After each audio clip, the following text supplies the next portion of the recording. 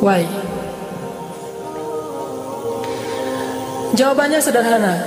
Karena kita membandingkan diri kita dengan orang-orang lain, atau nggak usah diri kita deh, kita membandingkan nasib orang beriman dengan nasib orang yang tidak beriman, sama-sama menggunakan dunia.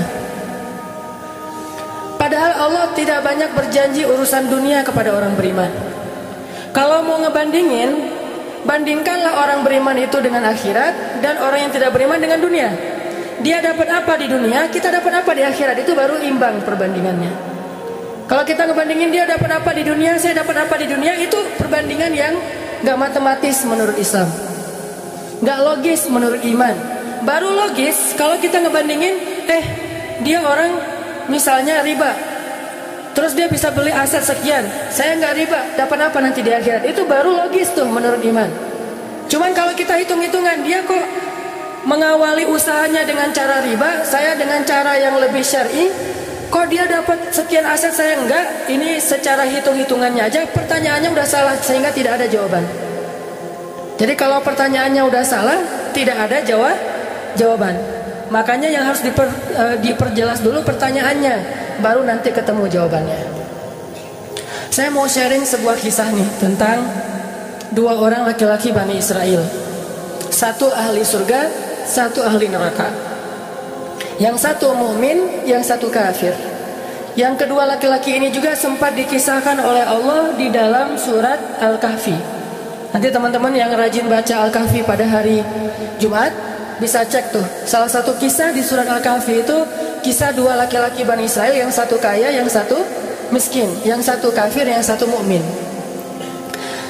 Ceritanya dua orang laki-laki Bani Israel ini sama-sama Allah karuniai rezeki sebanyak 4.000 dinar. Sekarang satu dinar itu kurang lebih sekitar 2,5 juta. Jadi ada 4.000 di dinar. Lalu laki-laki kaya, laki-laki kafir, laki-laki yang tidak beriman, membeli sebuah rumah yang sangat bagus di puncak bukit dengan view yang luar biasa dengan harga 1.000 dinar. Sehingga kemudian dia datang kepada temannya yang mukmin, dia bilang, "Hei, yuk ke rumah saya tunjukin rumah baru saya." Datang nih ke rumah baru laki-laki yang tidak beriman. Pas ngelihat dari gerbangnya luar biasa, tamannya luas, ada rusanya, ada kijangnya, ada marmutnya, ada segala macamnya, ada onta, ada kuda, lengkap aja tuh. Ini rumah atau kebun binatang ya? Pokoknya rumahnya keren aja. Terus laki-laki beriman nanya, "Ini rumah baru?" "Ya." "Berapa kamu belinya?" 1.000 dinar. "Bagus kan?" "Bagus."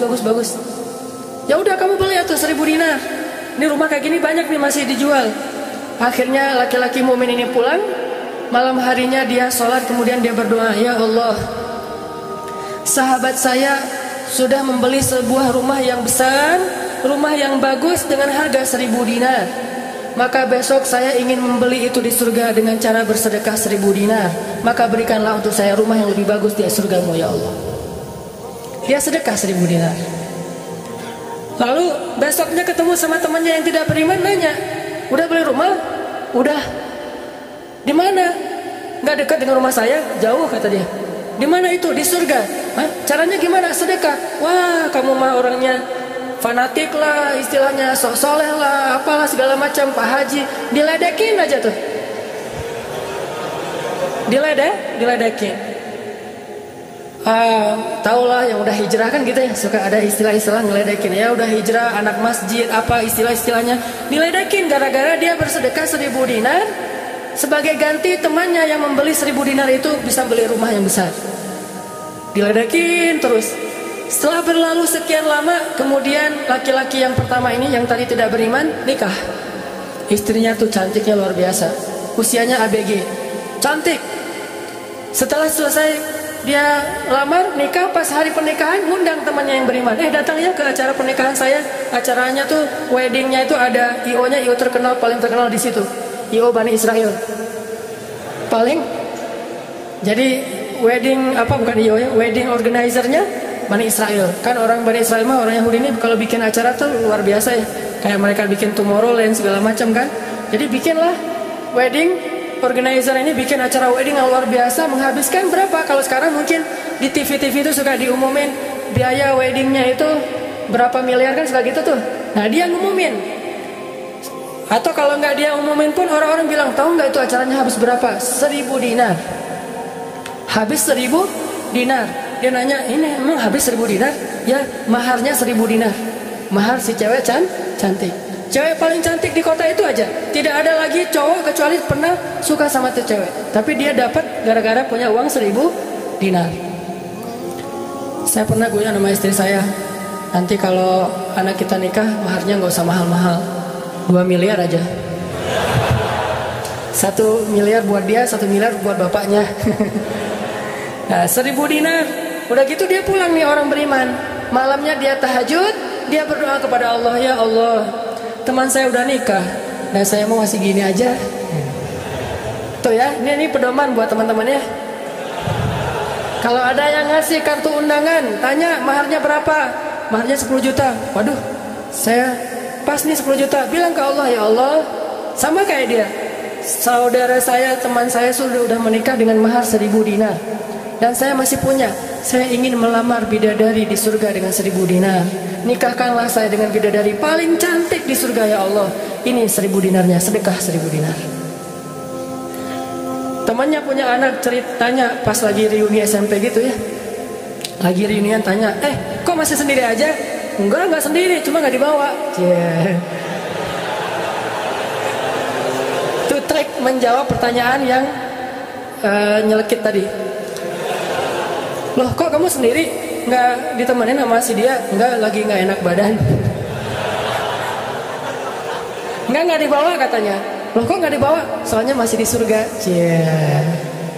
Udah aja. Oh, di surga gimana caranya? Sedekah 1.000 dinar. Wah, lo benerannya keterlaluan lo. Udah habis-habisan dibully. Dibully habis-habisan gara-gara dia nggak melamar cewek dengan 1.000 dinar, malah pakai sedekah untuk melamar bidadari hurul ain. Baca surat Ar-Rahman paragraf terakhir tentang hurul ain. Fihinna qasiratut tarfi lam yatumithunna insun qablahum wala jan. Gak ada manusia yang kayak gitu. Qasiratut tarf, cewek yang matanya besar tapi sayu. Matanya besar tapi sayu. Kalau mata saya kecil, matanya besar tuh. Orang sekarang kan banyak pengen mata besar, sampai diedit dulu di B berapa tuh aplikasi teh. Itu di fotoras lah, apalah, diedit supaya matanya disobek dikit bagian ininya jadi besar gitu ya. Dikasih eyeshadow, dikasih apa segala macam supaya matanya besar. Kenapa? Mata besar itu simbol dari kecantikan. Makanya bidadari itu bahasa Arabnya hurul ain, yang matanya besar. Lam yatumithunna insun qablahum wala jan. Belum pernah disentuh. Disentuh doang loh ya, bukan yang lain. Cuma disentuh aja, belum pernah oleh manusia dan jin.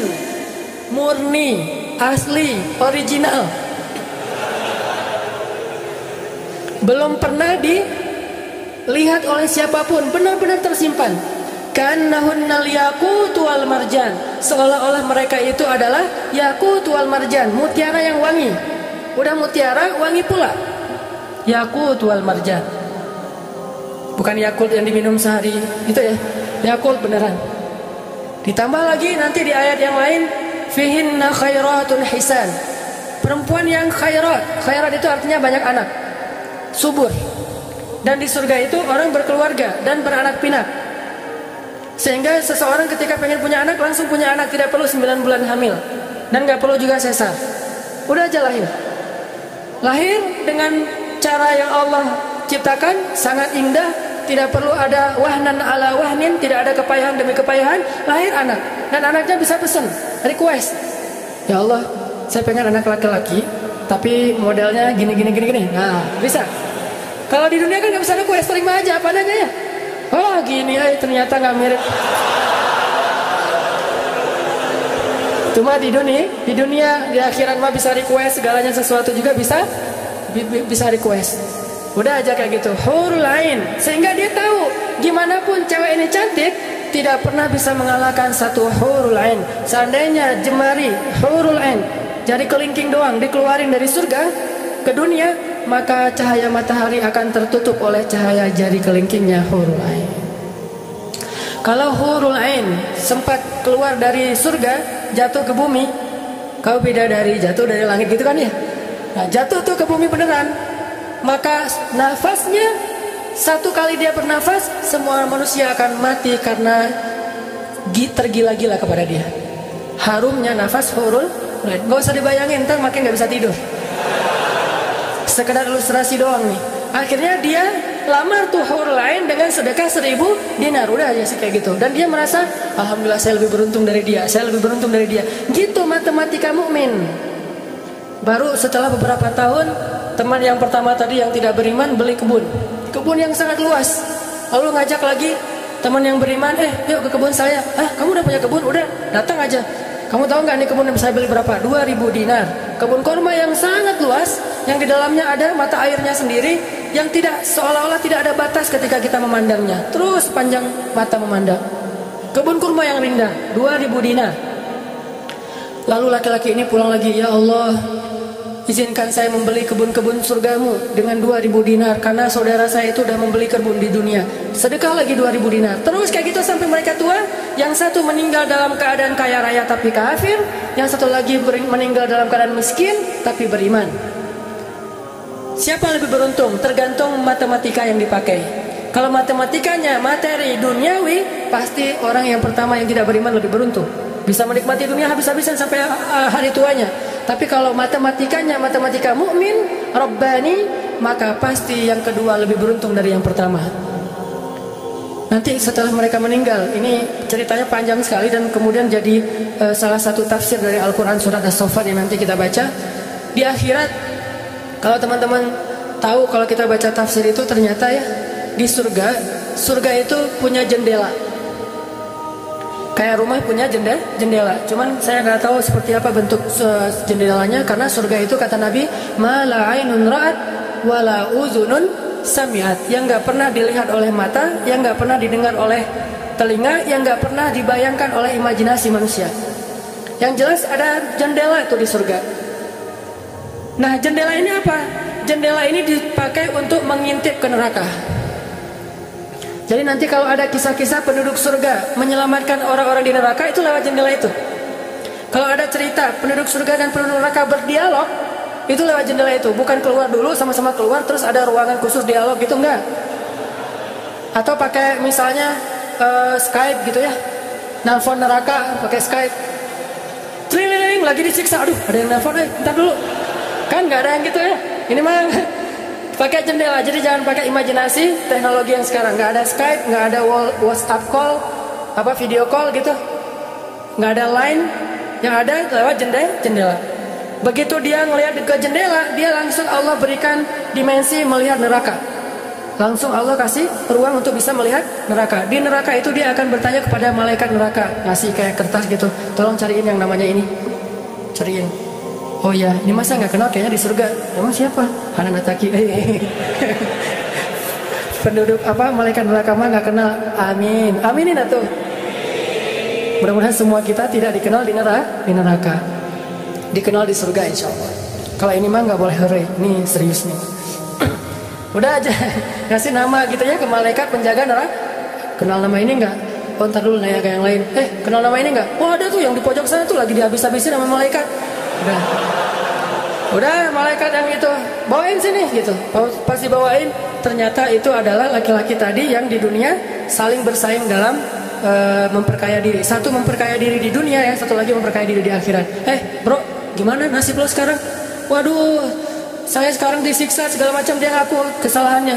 Lah kamu gimana? Dulu kamu katanya beli rumah di surga, terus nikah di surga, terus beli kebun di surga, udah dapat. Wah, bukan dapat lagi. Ternyata 1000 dinar itu bukan satu istana loh bro. 1 dinar itu sekian ribu istana. Sekarang saya 1000 dinar, bayangin aja. Gitu. Makin sakit kan ya. Makin nelangsa, makin stres. Udah di neraka stres pula, stroke lagi, kena kejang-kejang gitu. Nggak di neraka kejang-kejang aja nggak enak, stroke nggak enak, apalagi udah stroke-nya di neraka kan lebih nggak enak tuh. Orang kena penyakit jantung di dunia nggak enak, ini penyakit jantungnya di neraka lebih nggak enak lagi.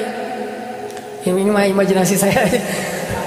Sesuai dengan di Al-Quran surat As-Saffat, dialog antara penduduk surga dan penduduk neraka. Inilah teman-teman matematika untuk mengukur siapa lebih beruntung. Sehingga kita tidak perlu bertanya kenapa, why, saya udah hijrah kok makin susah hidup saya. Dunia itu, akhirat enggak. Kalau kita mengukur amal kita hanya dengan dunia, kita bakal sering kecewa karena Allah tidak menilai dunia ini bahkan lebih ringan daripada 11 sayap nyamuk. Seandainya kata Nabi dunia ini di mata Allah ada harganya, pasti Allah nggak mau ngasih dunia kepada orang yang tidak beriman, nggak mau. Berhubung dunia ini tidak ada nilainya, Allah kasihlah kepada orang yang tidak beriman. Sedangkan yang bernilai Allah simpan untuk orang yang beriman dan sabar. Pakai kacamata Rabbani, cara pandang Allah Subhanahu Wa Taala. Sehingga ketika kita hijrah, kita minta tolong kepada Allah urusan dunia, tetapi kita yakin kalau kita istiqomah, ikhlas, maka di akhirat wa ma indallahi khair. Itu harus jadi mantra yang kita ulang-ulang tuh. Kalau teman-teman lagi cemburu dengan dunia seseorang, bilang wa ma indallahi khair. Apa yang ada di sisi Allah lebih baik. Berarti gak jadi cemburu tuh.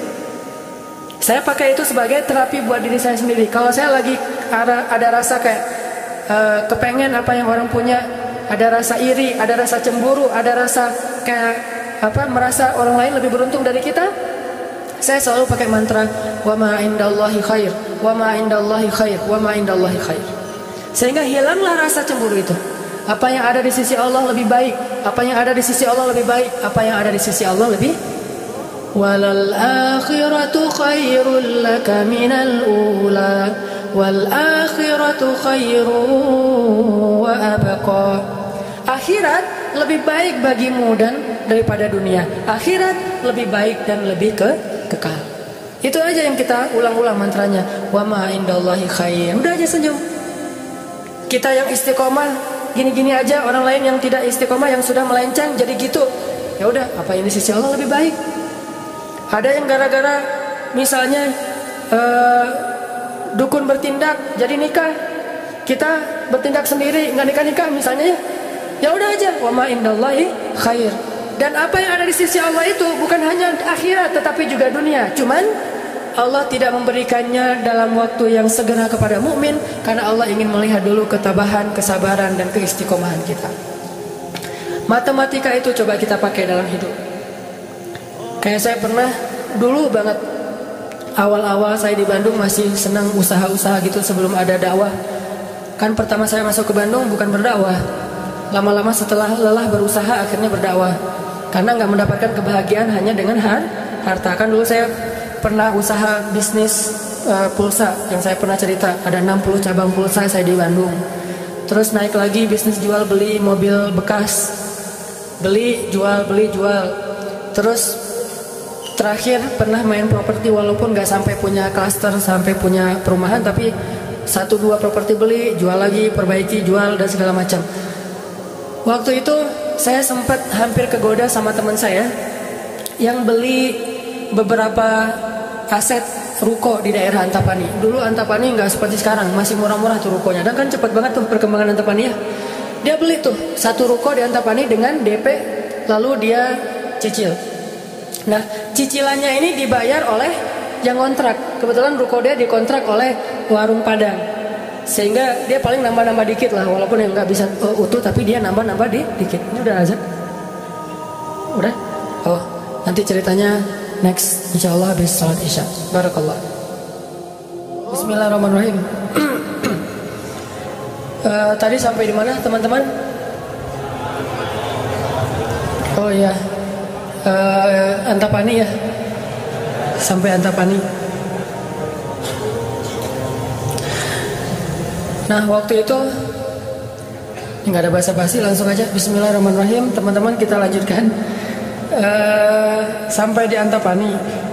Jadi teman saya tuh ada yang investasi dengan beli salah satu ruko di Antapani dengan cara nyicil DP, terus yang bayar cicilannya itu adalah yang kontrak.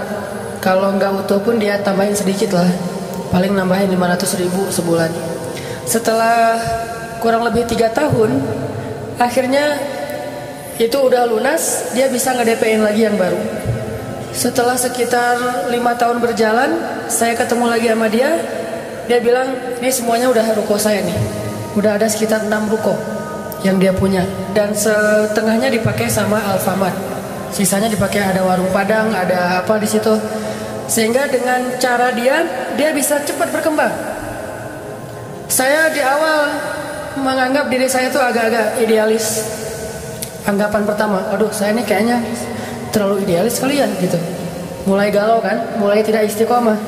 Jangan-jangan saya terlalu kaku nih dalam agama. Lagi nyari-nyari dalil mana nih yang membolehkan gitu kan ya.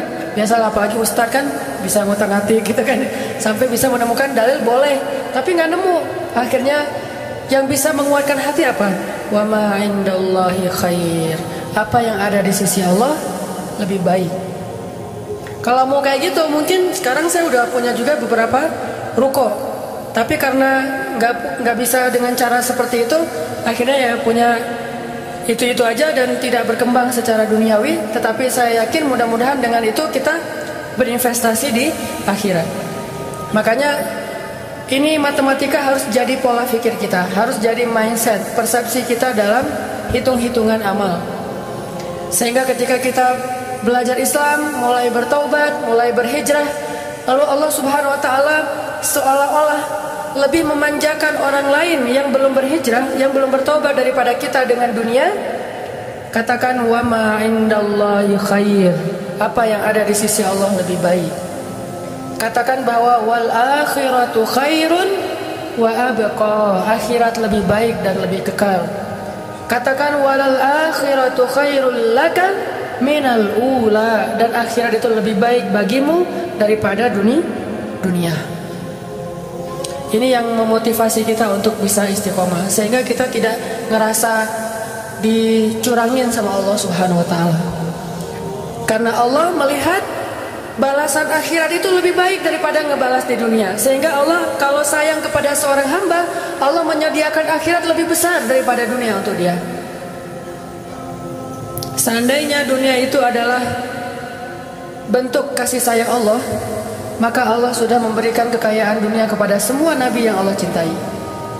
Tapi nabi yang kaya itu sedikit. Rata-rata nabi itu susah hidupnya, apalagi setelah menjadi nabi. Nabi Muhammad sebelum jadi nabi hidupnya luar biasa kan? 40 tahun pertama, terutama 15 tahun pertama setelah menikah dengan Khadijah, gimana kehidupan Nabi Muhammad? Segalanya ada. Khadijah itu orang yang paling kaya, perempuan paling kaya di Mekah, menikah dengan Nabi Muhammad yang pintar dalam berdagang. Gak pernah Nabi rugi dalam berdagang. Jujur tapi untung. Sehingga selama 15 tahun Nabi mau traveling kemana aja bisa. Traveling ke Syam bisa. Traveling ke Yaman bisa. Syam dan Yaman itu jarak yang cukup jauh. Mau ngapain aja bisa. Punya ternak yang sangat banyak, punya kebun kurma yang luas sekali dan segala macam. Rumahnya rumah terbaik di kota Mekah. Hidup selama 15 tahun dalam kenikmatan. Begitu jadi nabi, langsung kayak terjun payung, cepat sekali. Sampai akhirnya Khadijah wafat ketika Nabi masih di Mekah dalam keadaan hampir tidak punya warisan apa-apa. Jadi kurang dari 13 tahun jatuh miskin, fakir. Sampai ketika hijrah ke Madinah, Aisyah curhat. Apa kata Aisyah? Di rumah Rasulullah itu lebih dari 1 bulan tidak ada asap di dapur. Dalam keadaan tidak pernah masak selama berbulan-bulan. Soalnya kalau kita mau beli warung Padang, jadi nggak perlu masak ya. Kenapa itu rumah nggak pernah masak? Yalah, soalnya dia punya warung, jadi masaknya di warung, tinggal dibawa aja ke rumah. Nabi benar-benar nggak pernah masak tuh. Coba bayangin, pernah nggak Nabi bilang gini ke Allah, Allah, lah saya kan kerjanya sama Allah, kok malah jadi kayak gini, hidup saya jadi susah gini? Nggak pernah Allah Nabi mengatakan demikian. Kenapa? Karena Nabi tahu logikanya. Nabi benar dalam menggunakan logika hitung-hitungannya. Nabi tahu matematikanya, sehingga Nabi nggak pernah mengeluh ke Allah, kok saya sejak jadi Nabi jadi susah Allah. Katanya saya kekasih Allah, kok saya diperlakukan kayak gini? Nggak pernah Nabi ngomong kayak gitu.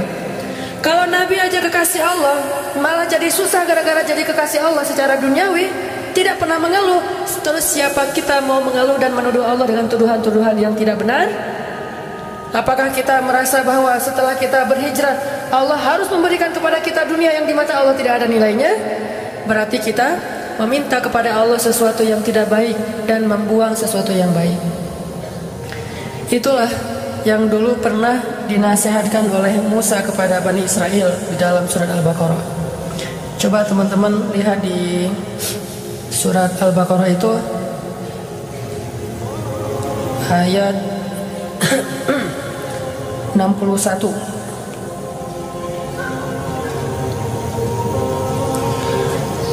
A'udzu billahi minasy syaithanir rajim. Wa idh qultum ya Musa lan nasbir ala ta'amin wahid fad'u lana rabbaka yukhrij lana mimma tunbitul ard min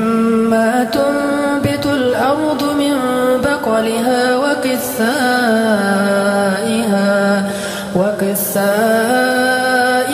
wa fumiha wa adasiha wa basaliha. Apa yang terjadi ketika orang-orang Bani Israel hijrah ke Palestina? Lalu mereka mengeluh di Palestina karena setelah mereka hijrah hidup mereka tidak menjadi lebih baik secara duniawi. Perasaan kata Bani Israel, sama aja deh.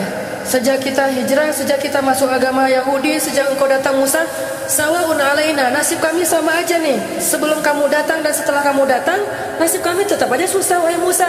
Ini logika Bani Israel. Makanya banyak Bani Israel itu yang kufur kepada Allah karena pakai logika ini.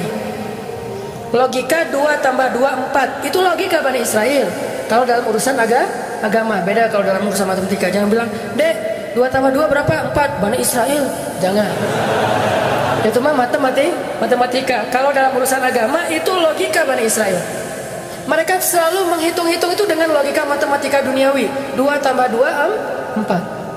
Sehingga mereka selalu mengeluh, "Ya Musa, sama saja nasib kami engkau datang dan engkau tidak datang dulu. Sama-sama susah. Terus apa baiknya dengan kedatanganmu wahai Musa?" Mereka menghitung kebaikan itu hanya dari sisi materi saja.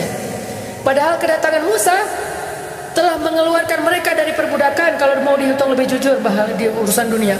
Kedua, dengan kedatangan Musa mereka akhirnya diselamatkan dari kejahatan dan kekejaman Firaun yang membunuh anak laki-laki mereka dan memperbudak anak perempuan. Apakah mereka lupa? Afala ta'qilun ya Bani Israel?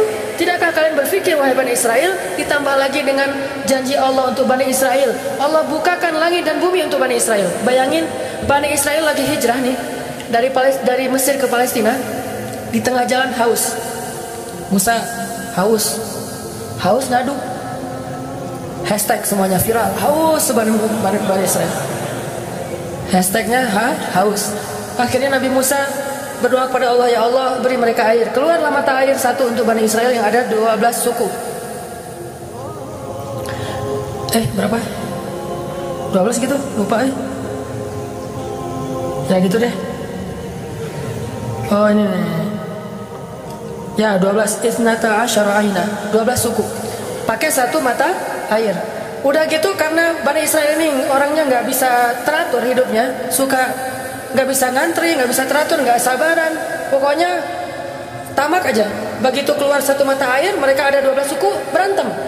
Ini gua duluan nih, siapa lo? Rame aja di antara Bani Israel. Saya cuma bahasanya saya nggak ngerti Ibrani, bukan siapa lo. Udah aja gitu, rame sesama Bani Israel. Akhirnya mereka ngeluh lagi, "Musa, masa sih satu mata air? Ini rebutan nih, daripada kita nanti rame, daripada putus silaturahim, doain dong, minta 12 mata air." Nabi Musa berdoa lagi. Akhirnya keluar 12 mata air. Dimanja banget sama Allah. Udah keluar 12 mata air, mereka minum. Jalan lagi. Musa, dari kemarin kita makannya perasaan roti wae, gak ada daging gitu Musa? Nanya daging.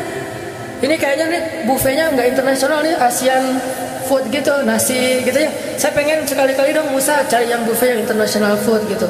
Akhirnya Allah kasih man nawassal, kasih burung datang sendiri untuk disembelih.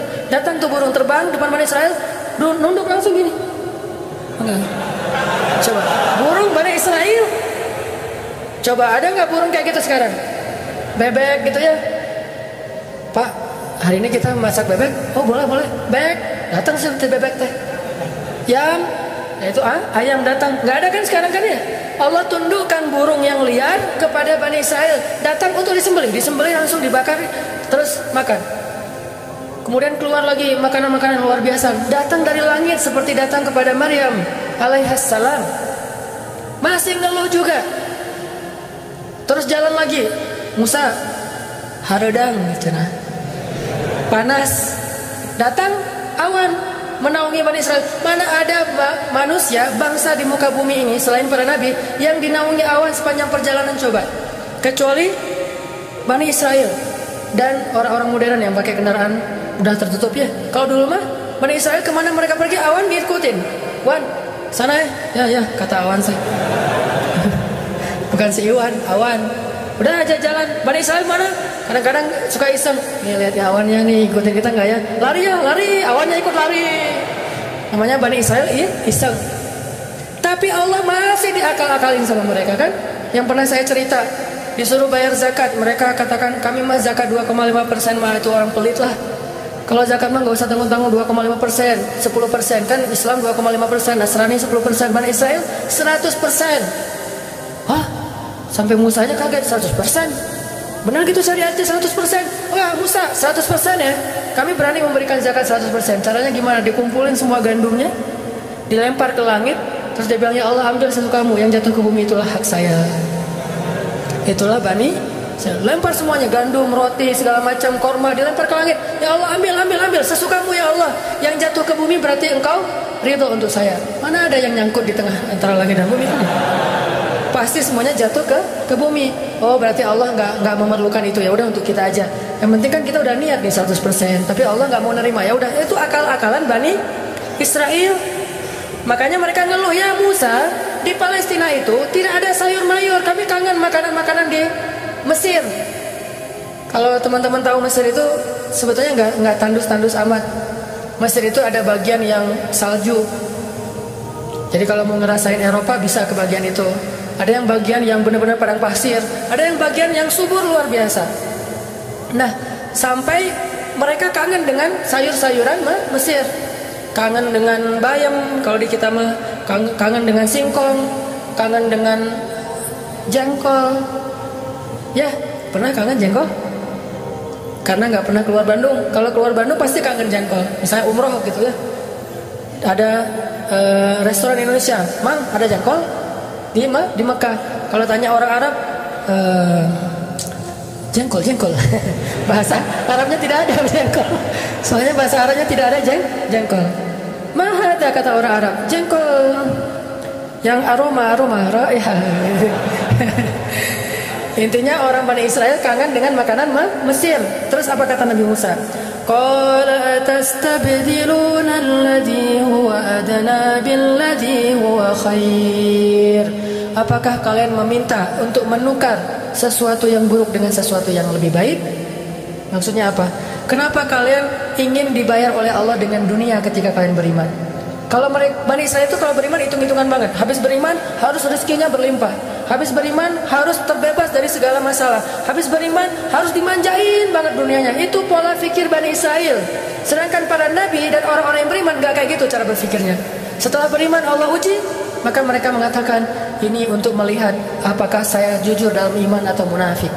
Seperti kata Bilal, ketika Bilal beriman dengan qadarullah, dia ketahuan imannya oleh tuannya Umayyah bin Khalaf, lalu disiksa oleh Umayyah bin Khalaf. Setelah disiksa berhari-hari, Umayyah ngomong gini, Bilal, mana Tuhan kamu?